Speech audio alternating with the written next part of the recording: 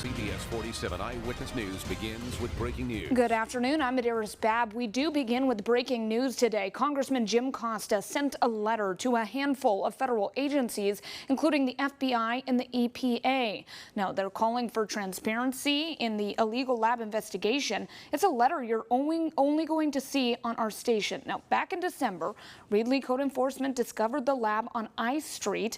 Inside, there were hazardous chemicals, also 20 infectious diseases, and around 1,000 bioengineered mice.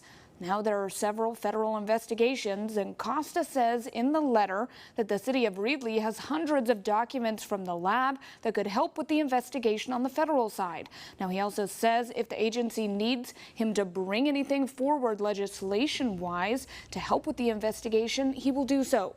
Costa also called on the agencies to make their findings public once the investigation is finished and to hold the people behind the lab accountable.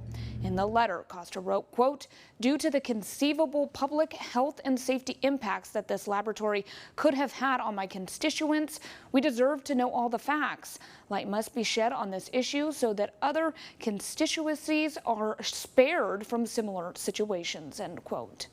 And the same lab that operated in Reedley operated in Fresno for years prior to being discovered. Now the city council is hoping to crack down on the creation and operation of these labs through stricter regulations. Vice President Perea? Yes. And Council President Maxwell? Aye. Passes 6-0. The city passed a new ordinance yesterday which requires businesses within 1,000 feet of a new lab to be notified. If the labs do not follow regulations set up in the ordinance, they could be fined. Now, yesterday was the formal introduction of the ordinance. It still requires another vote to go into effect.